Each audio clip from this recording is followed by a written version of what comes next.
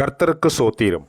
இன்றைய வேத வசனம் வெளிப்படுத்தினது விசேஷம் 19ஆம் அதிகாரம் 16ஆம் வசனம். ராஜாதி ராஜா கர்த்தாதி கர்த்தா எனும் நாமம் அவருடைய வஸ்திரத்தின் மேலும் அவருடைய தொடையின் மேலும் எழுதப்பட்டிருக்கிறது. ஆமென். வெளிப்படுத்தினது விசேஷம் 19ஆம் அதிகாரம் 16ஆம் வசனம்.